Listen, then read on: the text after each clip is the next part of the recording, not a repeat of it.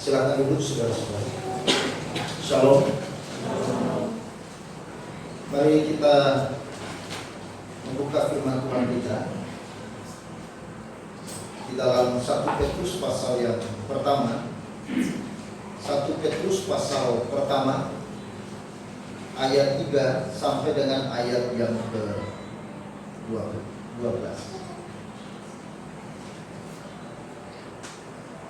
Surat 1 Petrus pasal 1 ayat 3 sampai ayat yang ke-12. Saya bacakan demikian firman Tuhan.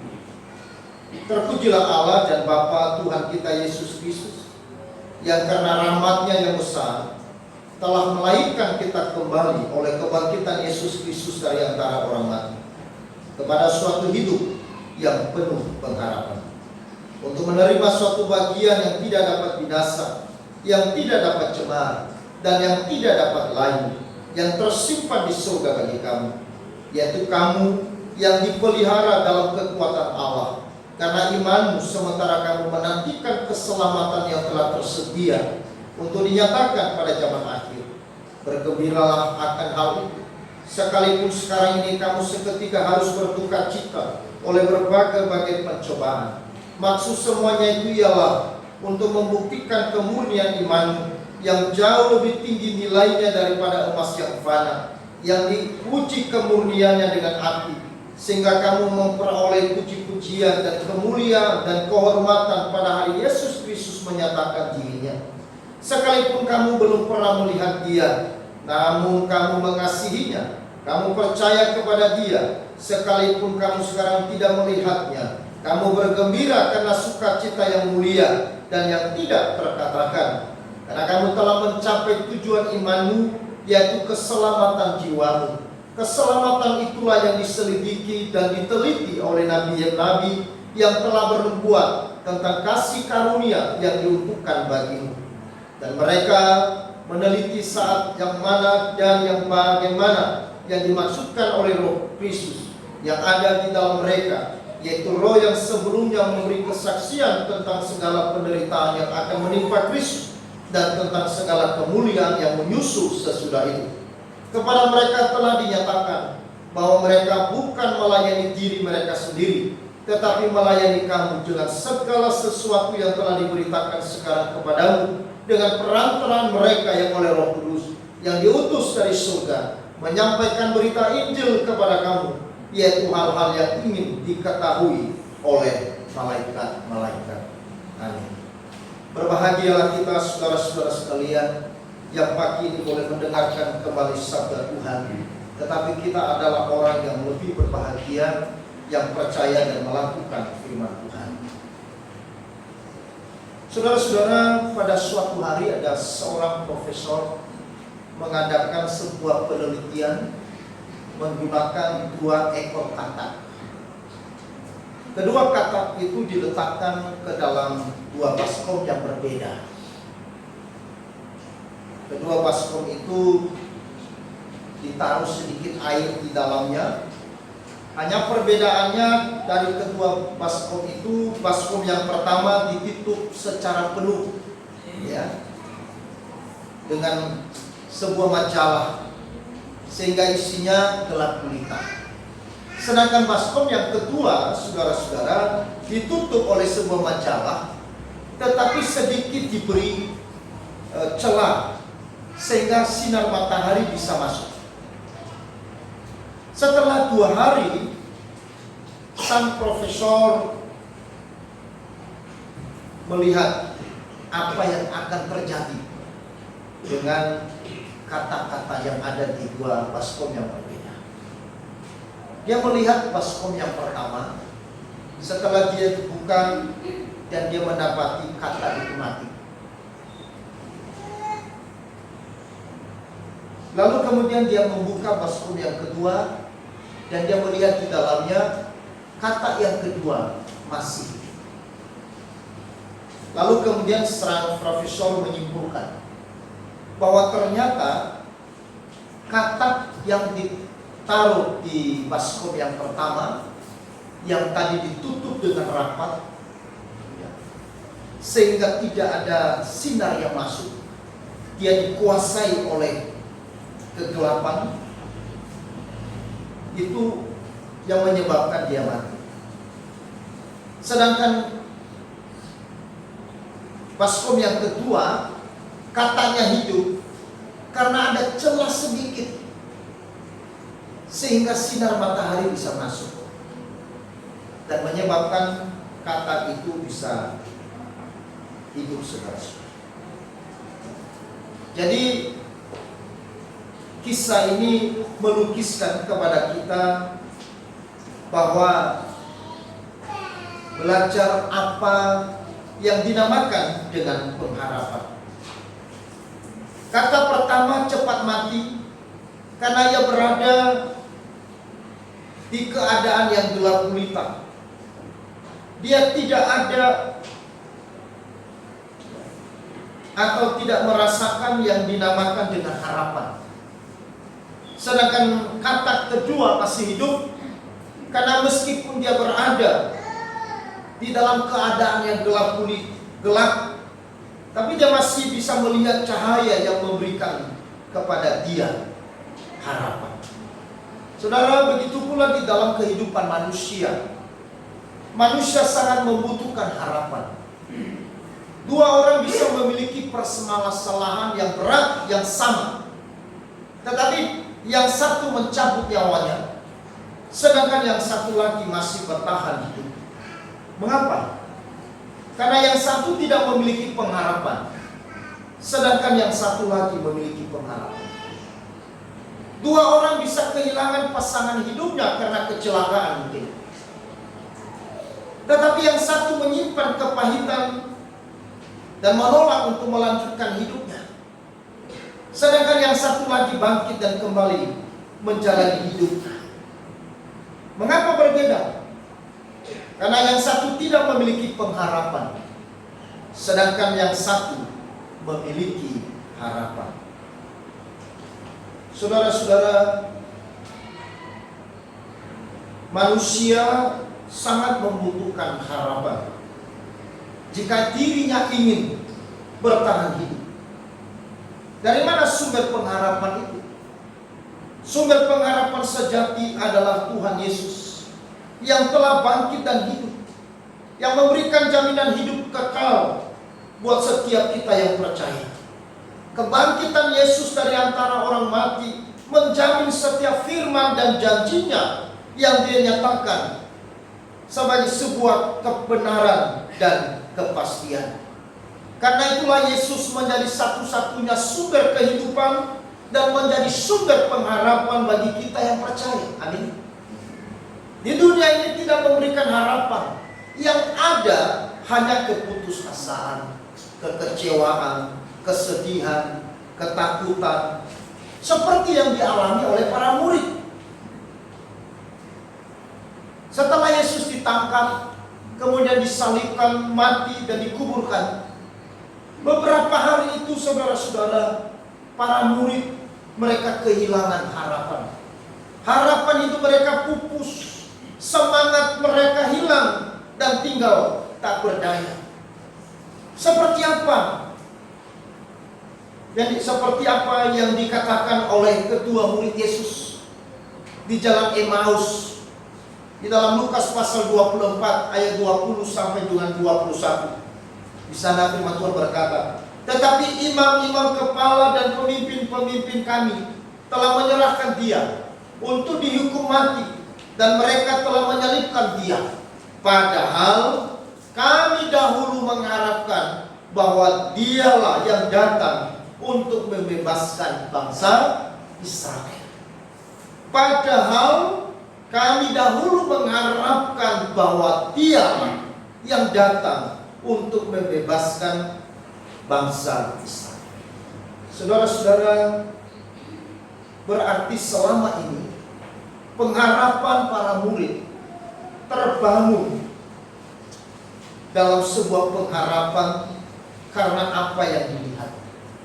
Pengharapan yang ada di dalam kehidupan para murid sebelum mereka menyaksikan kebangkitan itu, atau sebelum kuasa kebangkitan itu mengubah para murid, Pengharapan mereka tertuju kepada sebuah pengharapan yang sifatnya sementara. Para murid Yesus lebih tertarik kepada pembebasan bangsa Israel secara politik, bukan secara rohani. Para murid mengharapkan kejayaan ekonomi daripada kemuliaan Allah. Saudara-saudara, makanya seorang teolog berkata, author unknown berkata, ampunilah kami Tuhan, karena kami lebih tertarik untuk melihat apa yang ada di tangan-Mu ketimbang apa yang ada di hati-Mu. Saya ulangi, ampunilah kami Tuhan, karena kami lebih tertarik untuk melihat apa yang ada di tangan-Mu ketimbang apa yang ada di hati-Mu. Saudara-saudara, para murid, ternyata pengharapan yang dibangun oleh mereka adalah pengharapan apa yang bisa dilihat. Saudara-saudara, makanya author unknown itu berkata, banyak orang Kristen lebih tertarik untuk melihat apa yang ada di tangan Tuhan ketimbang apa yang ada di hati Tuhan. Nah, saudara-saudara, anak kecil, ya, dia lebih tertarik apa yang kita bawa daripada diri kita, betul? Itulah sebabnya banyak penculikan terjadi, karena anak kecil itu, saudara-saudara, mudah ya ditipu, mudah diculik. Kenapa? Karena penculiknya datang, dia bawa mainan yang bagus, dia bawa makanan yang enak, lalu kemudian ayo. Anak kecil dia hanya tertarik apa yang ada di tangan orang itu. Dia tidak peduli siapa orang yang memberikan hadiah itu. Dia tidak peduli apa maksud hati dari orang itu. Anak kecil dia hanya melihat apa yang sedang dibawa oleh sang bapak itu. Ketika dia melihat di tangan orang itu ada makanan yang enak, ada mainan yang bagus, maka matanya tertuju kepada mainan itu. Dia tidak peduli bahwa sebenarnya maksud dari orang itu adalah untuk mencuri. Saudara-saudara, ini adalah ketidakdewasaan. Makanya author unknown berkata, orang Kristen di zaman sekarang seperti seorang anak kecil yang hanya tertarik kepada apa yang ada di tangan Tuhan, tetapi tidak tertarik dengan apa yang ada di hati Tuhan. Dan kemudian teolog Kristen bernama Agustinus kemudian mengatakan demikian juga. Sangat mudah bagi kita untuk menginginkan hal-hal yang dari Tuhan, tetapi tidak menginginkan Tuhan itu sendiri. Seolah-olah pemberian lebih berharga daripada sang pemberi. Itu kata Agustinus. Para murid Yesus waktu itu, saudara, mereka lebih tertarik kepada apa yang akan dikerjakan oleh Yesus. Pada zaman itu begitu banyak orang terkagum-kagum dengan Yesus. Ketika Yesus melakukan mukjizat, ketika Yesus menyembuhkan orang, ketika Yesus memberikan mereka makan sampai dengan kenyang, lalu mereka tertarik bukan kepada Yesusnya, tetapi mereka tertarik kepada apa yang mereka makan. Makanya di dalam Yohanes pasal 6, di dalam Injil Yohanes pasal 6, yaitu Yesus memberikan makan 5.000 orang laki-laki. Nah, saudara, kalau kita baca, maka ada sesuatu hal yang sangat menarik. Ya, setelah mereka makan sampai dengan kenyang, orang-orang itu kembali ke rumahnya, dan besok pagi mereka mencari Yesus. Mereka bertanya, di mana Yesus? Kemarin dia ada di sini. Kemarin sore kami menikmati makanan yang enak. Bahkan kami sampai makan dengan kenyang, bahkan kelebihan sampai 12 keranjang. Di mana dia? Lalu kemudian ada yang mengatakan dia sudah menyeberang. Lalu kemudian orang-orang yang sudah makan dengan kenyang orang-orang yang sudah melihat mukjizat Yesus yang tadi malam. Kemudian mereka menyeberang, mencari dia. Dan ketika mereka bertemu dengan Yesus, lalu mereka berkata, bila mana engkau datang di sini Yesus? Lalu kemudian dalam ayat 27 pasal 6, Yesus katakan, kamu mencari aku, bukan karena kamu telah melihat tanda-tanda yang Allah kerjakan, tetapi kamu mencari aku karena kamu telah makan dengan. Lalu kemudian Yesus meninggalkan mereka, karena Yesus tidak mau mempercayakan dirinya kepada orang-orang. Saudara-saudara yang dikasihi oleh Tuhan, pada saat Yesus ada di dalam dunia, begitu banyak orang mengagumi Yesus. Bahkan ketika Yesus memasuki Yerusalem dan kemudian nanti ditangkap di Yerusalem, dan waktu itu saudara-saudara, di sepanjang jalan yang dilewati oleh Yesus ada ceceran manusia yang berkonvoi, ya. Lalu kemudian mereka menyambut dengan sorak-sorai, Hosana, Hosana bagi Allah. Saudara-saudara, itu adalah waktu Yesus masuk ke Yerusalem, di mana dia akan disalibkan. Begitu banyak orang menyambut Yesus. Mereka bernyanyi berkata Hosana bagi Allah. Lalu mereka meletakkan palem-palem di jalan yang dilewati oleh Yesus. Tapi waktu Yesus ditangkap, waktu Yesus disalibkan, di mana semua orang itu? Di mana Petrus yang berkata, Tuhan, kalau ada sesuatu terjadi dengan engkau, akulah yang dulu mati. Kalau ada sesuatu yang mau melakukan sesuatu terhadapku, langkahi dulu Petrus. Tetapi apa yang terjadi? Ketika Yesus mati, Petrus justru menyangkali Yesus sampai 3. Petrus, seorang murid yang begitu bersemangat, lalu kemudian justru mengurung diri di dalam keputusasaan, di dalam kekecewaan, di dalam kesedihan, di dalam ketakutan yang luar biasa. Sehingga mereka tidak lagi mampu mengenali Yesus yang bercakap-cakap dengan mereka.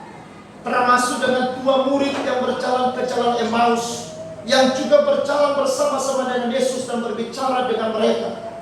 Tetapi mereka tidak mampu mengenali. Kenapa? Karena mereka memiliki pengharapan yang bersifat sementara. Pengharapan mereka, pengharapan yang dibangun bukan kepada pengharapan yang tidak kelihatan, bukan kepada pengharapan yang sifatnya kekal dan abadi. Tetapi para murid membangun pengharapan hidup mereka kepada sesuatu yang sifatnya kelihatan, sesuatu yang sifatnya sementara, sesuatu yang bersifat materi, sesuatu yang bersifat duniawi. Dan itu yang membuat kemudian mereka kecewa ketika harapan mereka secara duniawi, secara materi kemudian tidak terjadi. Mereka tidak tertarik bahwa justru harus Yesus mati dan dia harus bangkit. Karena melalui kematian dan kebangkitan Kristus, justru para murid mengalami sesuatu yang luar biasa. Justru di sana kunci daripada pengharapan kekal akan terjadi pada mereka. Tetapi waktu itu para murid tidak menyadari betapa pentingnya pengharapan kekal. Mereka lebih tertarik kepada pengharapan dunia ketimbang kepada keselamatan jiwa mereka. Tetapi bersyukur kepada Tuhan, saudara-saudara, seorang Petrus yang menulis bagian surat ini, kemudian dia bertobat. Dia diubahkan oleh Tuhan, oleh kuasa kebangkitan. Kuasa kebangkitan Kristus mengubah seorang Petrus yang telah jatuh dan gagal, yang telah menyangkal Tuhan sampai 3 kali, yang dulunya menaruh pengharapan hidupnya kepada sesuatu yang sifatnya sementara dan lahiriah. Tetapi di dalam bagian yang tadi kita sudah baca, Petrus justru mengatakan, saudara-saudara, di dalam ayatnya yang ketiga, mari kita baca bersama-sama. Ayat yang ketiga, 1, 2, 3. Terpujilah Allah dan Bapa Tuhan kita Yesus Kristus, yang karena rahmat-Nya yang besar dalam melahirkan kita kembali oleh kebangkitan Yesus Kristus dari antara orang mati kepada suatu hidup yang penuh pengharapan. Ayat 4, untuk menerima suatu bagian yang tidak dapat binasa, yang tidak dapat cemar, yang tidak dapat layu, yang tersimpan di surga bagi kamu. Yang menulis ini adalah Petrus. Dia sudah diubahkan oleh Tuhan. Petrus yang menaruh pengharapan hidupnya kepada sesuatu yang sementara. Petrus yang sebelumnya sama seperti murid yang lain, yang menaruh pengharapannya kepada pembebasan bangsa Israel secara jasmani. Tetapi saudara-saudara yang dikasihi oleh Tuhan, saat ini justru Petrus, setelah diubahkan oleh kuasa kebangkitan Tuhan, setelah dia mengalami kuasa kebangkitan Kristus itu, Petrus sekarang memiliki pengharapan yang baru. Itulah sebabnya hari ini tema kita, kebangkitannya memberi harapan baru. Petrus menerima harapan baru, tidak harapan yang lama. Harapan yang baru membuka mata hati Petrus, sehingga dia melihat bahwa pengharapan yang sesungguhnya bukan pengharapan kepada dunia ini. Karena pengharapan kepada dunia ini mengecewakan. Pengharapan kepada sesuatu yang sifatnya sementara, itu bisa layu, itu bisa cemar, itu bisa terbakar, itu bisa hilang, itu bisa hancur. Pengharapan kepada kekayaan dan harta dunia, itu bisa dicuri orang, bisa dilenyapkan oleh tsunami, bisa dihancurkan oleh gempa bumi, bisa dilenyapkan oleh penyakit COVID-19 dan sebagainya.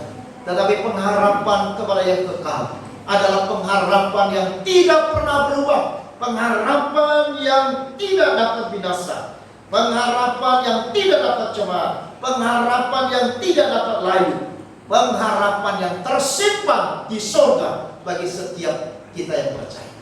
Siapa yang mengatakan ini? Ini Petrus. Petrus yang menyakiti Tuhan, Petrus yang telah menyangkal Tuhan, Petrus yang telah jatuh dan gagal, tetapi hari ini justru bersaksi kepada kita bahwa hidupnya sekarang dia taruh kepada pengharapan yang tidak kelihatan. Petrus menyadari bahwa pengharapan yang sejati itu ada di dalam Kristus Yesus yang telah bangkit. Petrus sekarang menyadari bahwa kebangkitan Kristus dari antara orang mati adalah pengharapan hidup bagi orang percaya. Kebangkitan Yesus Kristus dari antara orang mati ini adalah sebuah pendemonstrasian pengharapan iman dari setiap orang Kristen, bahwa pengharapan hidup saudara dan saya bukan pengharapan yang semu, bukan pengharapan yang biasa, tapi pengharapan yang sejati. Amin. Itulah keselamatan jiwa. Dalam ayat yang ketiga dan ayat sampai dengan ayat yang kelima, saudara-saudara,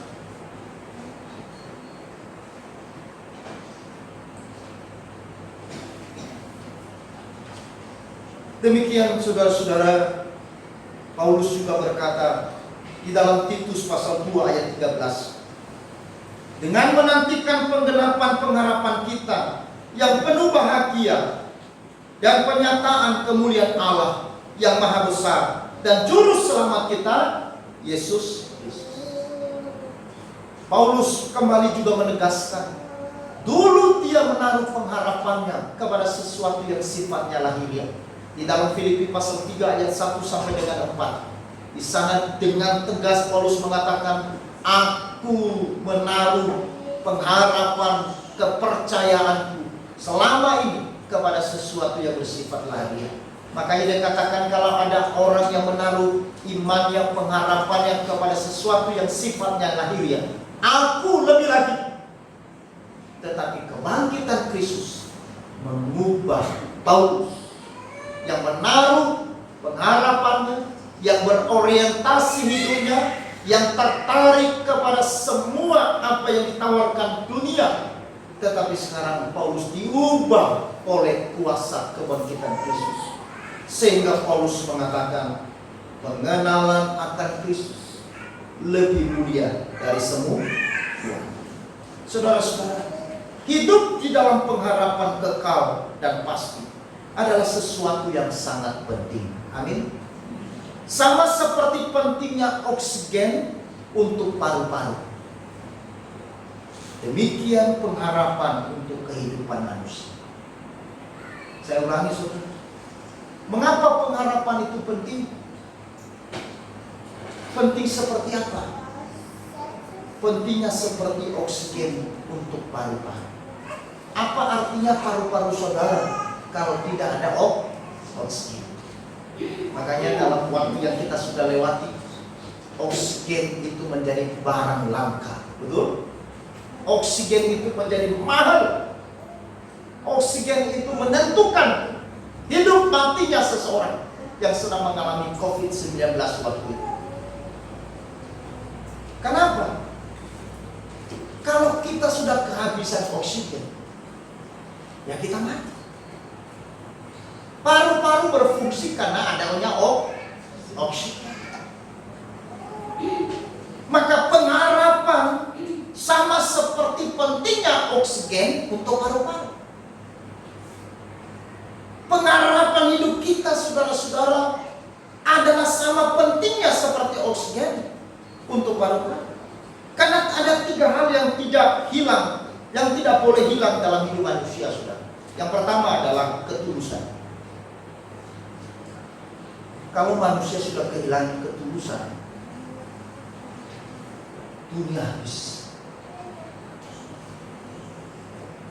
Meskipun ketulusan adalah barang yang langka. Betul ya? Tetapi ketulusan tidak boleh hilang. Yang kedua, gairah. Kalau saudara sudah kehilangan gairah, jadi apa manusia? Apa yang membuat saudara bersemangat? Apa yang membuat saudara bangun pagi-pagi? Karena ada gairah. Gairah apa? Gairah beribadah. Amin. Gairah ketemu dengan Tuhan. Gairah untuk mendengarkan firman Allah. Gairah untuk memuji Tuhan. Nah, kalau saudara kehilangan gairah, maka hidup saudara gimana? Linglung. Kalau seseorang sudah kehilangan gairah makan, apapun makanannya, dia hanya lihat begini. Tapi kalau dia ada gairah, gairah itu masih ada di dalam dirinya. Dia lihat makan yang enak, wow, dia kan, wow.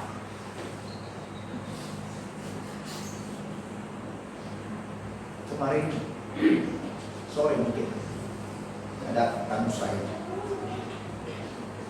dibawa anak-anaknya 3 masih kecil-kecil, lalu dibikin teh. Anaknya perempuan itu dia minum teh mamanya, terus ada sisa 1.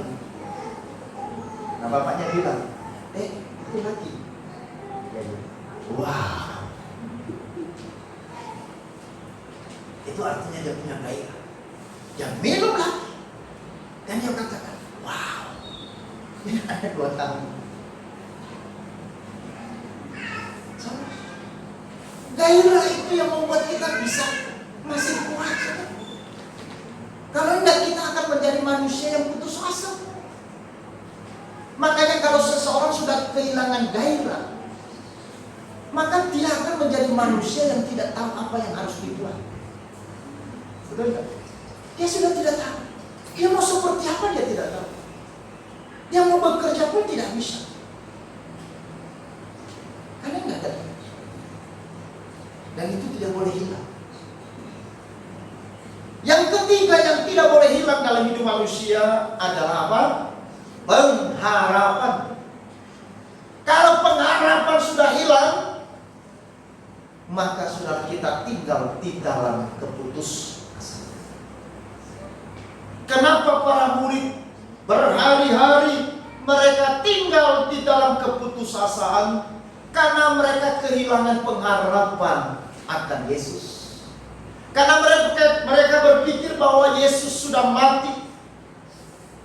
Pengharapan kita untuk kita menjadi Perdana Menteri, menjadi menteri-menterinya, menjadi orang-orang yang penting bersama dengan Yesus sudah pupus. Pengharapan kita untuk membangun kerajaan Israel sudah pupus. Akhirnya saudara, hampir 1 minggu para murid mereka tinggal di dalam keputusasaan. Mereka hanya meratapi nasib. Mereka hanya menangis. Mereka hanya tinggal dalam kekecewaan, kesedihan, ketakutan dan sebagainya. Karena mereka kehilangan pengharapan. Tetapi setelah mereka melihat kuasa kebangkitan Kristus, saudara perhatikan apa yang terjadi dengan seluruh para murid dan orang-orang Kristen yang percaya kepada Yesus di gereja mula-mula. Mereka menjadi orang-orang yang luar biasa. Mereka orang-orang yang bekerja kepada Tuhan dengan luar biasa. Mereka tidak kenal lelah. Mereka tidak pernah kecewa. Mereka tidak pernah menjadi sedih karena begitu banyak tantangan yang mereka hadapi. Tetapi justru mereka orang-orang yang suka menghadapi tantangan. Para murid bukannya takut diancam, bukannya takut kematian, tetapi mereka menantang kematian. Waktu Petrus yang menulis surat yang tadi kita baca, di akhir hidupnya saudara-saudara, dia ditangkap dan kemudian dia mau disalibkan. Tetapi Petrus itu berkata apa? Jangan salibkan saya seperti Tuhanku disalibkan. Karena Yesusku disalibkan, maka aku tidak layak disalibkan seperti dia. Salibkan aku dengan berbeda. Salibkan aku menjadi lebih hina dari engkau menyalibkan Yesus. Maka kemudian saudara-saudara, dia disalibkan dengan kepala terbalik ke bawah. Dia yang minta disalibkan. Dia disalibkan seperti Yesus disalibkan. Lalu Petrus dia berkata, jangan salibkan aku seperti Tuhan. Karena aku orang yang tidak layak. Aku orang yang tidak sama seperti Tuhan. Aku hanya manusia yang hina, yang hanya bisa menerima kematian dengan lebih hina lagi. Apa yang membuat dia bisa begitu, saudara? Karena ada pengharapan yang hidup. Karena ada pengharapan yang sejati. Sekiranya Petrus tidak memiliki pengharapan yang sejati, pengharapan kepada kekekalan, pengharapan kepada keselamatan jiwanya, pengharapan kepada kemuliaan Allah yang kekal, pengharapan kepada kerajaan surga, dia tidak mungkin bisa melakukan hal itu. Seorang Polikarpus, orang percaya yang bertobat melalui pemberitaan dari para murid di Roma. Lalu kemudian Polikarpus kemudian ditangkap. Dan waktu dia ditangkap dan ditanya, kamu kapan mengikut Yesus? Apakah engkau percaya kepada Yesus? Lalu Polikarpus mengatakan, betul. Yesusku sudah melayaniku. Yesusku sudah mencintaiku. Akulah pengikut Yesus. Lalu kemudian saudara-saudara dia ditangkap. Lalu kemudian dia disiram dengan bensin. Lalu kemudian dibakar. Tapi waktu itu dia diikat. Waktu dia mau dibakar, sebelum dia dibakar, disulut dengan api. Polikarpus berkata, jangan bakar saya dengan tangan dan kaki yang terikat.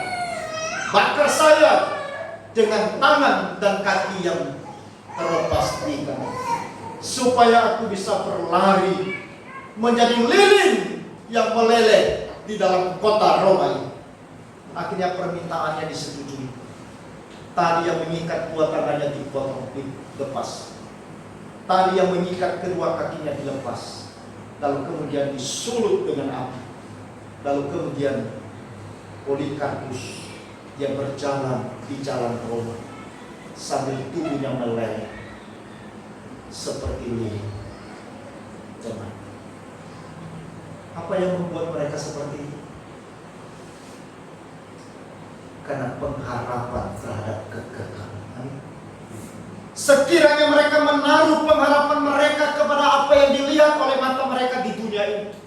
Kalau Polikarpus ataupun Petrus menaruh pengharapan hidupnya hanya kepada sifatnya sementara, kepada harta, kepada kekayaan, kepada jabatan, kepada popularitas dan sebagainya, maka mereka akan kecewa. Tapi pengharapan kepada kekekalan, pengharapan kepada hidup yang kekal, itu yang membuat mereka bersuka cita dan bergembira. Persoalan kesulitan tidak membuat mereka menjadi takut. Sukacita dan kebahagiaan mereka tidak tidak bisa dirampas oleh pencobaan-pencobaan yang ada. Itulah sebabnya kemudian tadi dikatakan dalam firman Tuhan itu, karena itulah kami bergembira, dan karena itulah kami terus bersuka cita, karena kami melabuhkan pengharapan kami bukan apa yang kelihatan, tetapi pengharapan kami kepada yang tidak kelihatan. Amin. Saudara-saudara yang dikasih oleh Tuhan, Veteran Vikat berkata, Fajar selalu membawa harapan baru untuk mendorong kami bisa melanjutkan perjalanan. Fajar selalu membawa harapan baru untuk mendorong kami bisa melanjutkan perjalanan. Kebangkitan Yesus dari antara orang mati, itu yang membuat saudara dan saya bisa melanjutkan perjalanan dari hari ke hari. Kalau engkau dan saya sudah kehilangan pengharapan yang kekal, maka engkau tidak bisa melanjutkan perjalananmu dari hari. Itu sebabnya kemarin atau 2 lusa saya melihat di sebuah grup PA, dikatakan ada seorang Nias di kota Padang kalau tidak salah, mau bunuh diri, masih muda, dia mau mengakhiri hidupnya. Kenapa sudah? Karena dia putus asa. Artinya dia sudah kehilangan pengharapan. Maka kalau saudara kehilangan pengharapan yang kekal dalam hidup, maka kita tidak bisa mampu menjalani hari-hari ini. Tapi Bertrand Vikat mengatakan, Fajar selalu membawa harapan baru untuk mendorong kami bisa melanjutkan perjalanan. Karena itulah, mari kita bangun pengharapan hidup kita kepada Tuhan dan kepada kekekalan. Karena dengan pengharapan itu kita dapat bertahan, sabar, tabah, kuat untuk menjalani kehidupan iman. Meskipun kita diliputi oleh berbagai pencobaan, godaan, tantangan, kesulitan dalam hidup kita saat sekarang ini.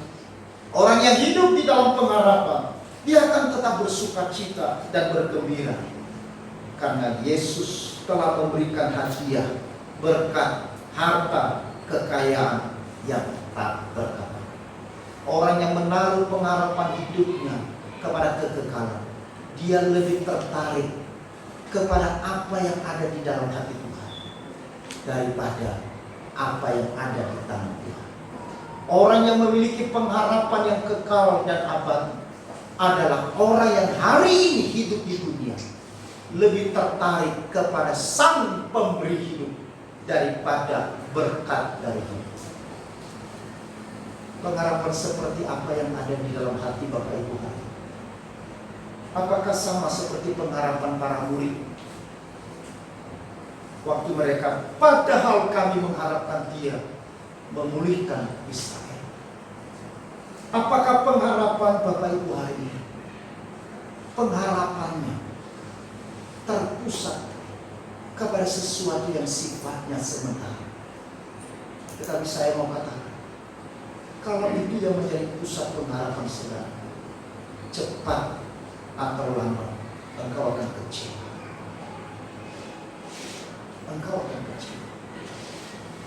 Tetapi kalau engkau menaruh pengharapan seperti seorang Petrus yang telah diubahkan oleh kebangkitan Kristus, yang menaruh pengharapan hidupnya kepada kekekalan, dan karena itu dia hidup, menjalani hidup dengan sukacita dan dengan gembira, sembari dia terus melayani Tuhan dengan semangat, sembari dia terus menyerahkan hidupnya untuk dipakai oleh Tuhan, bukan dipakai manusia. Sembari dia menantikan pengharapan kekal yang akan dinyatakan kepada dia di dalam Yesus datang kedua kali, maka Petrus terus mengerjakan bagian yang dia membiarkan Tuhan mengerjakan bagian. Saudara-saudara, mari kita sedang menanti Tuhan untuk datang pada yang kedua kali, dan itu adalah pengharapan kekristenan. Lalu bagaimana kita menanti pengharapan sejati kita? Apakah kita menanti dengan tangan yang terlipat, dengan hati yang kosong dan hati hampa, dengan tidak mengerjakan apa-apa? atau dengan bermalas-malasan dan pesimis. Tidak. Kita harus menanti dengan senang. Orang yang berpengharapan adalah orang yang bergairah, seperti seorang anak yang bertemu dengan seorang bapak di trotoar jalan. Hujan gerimis membasahi tubuhnya. Dia basah karena dia bekerja untuk mencari uang dan menghidupkan dirinya, karena dia seorang anak yang batang kara. Umur 14 tahun, dia mencari pelanggan payung, jasa payung. Lalu seorang berkata kepada dia, "Nah, apakah kamu tidak takut sakit? Apakah kamu tidak takut masuk angin? Badanmu sudah basah kuyup, bajumu sudah basah." Tapi anak itu berkata, "Betul Bapak, bajuku memang basah, tubuhku memang basah karena hujan. Tetapi saya juga percaya besok matahari akan terang." Pengharapan itu yang memberikan semangat bagi anak itu untuk mengerjakan apa yang menjadi tugas. Pengharapan kita menentukan seberapa bergairahnya kita bagi. Pengharapan kita menentukan seberapa kuat kita untuk menjalani hidup. Jangan biarkan pengharapan itu menjadi pupus. Peliharalah pengharapan itu sampai pengharapan itu dinyatakan, digenapi oleh Kristus bagi saudara dan saya. Amin.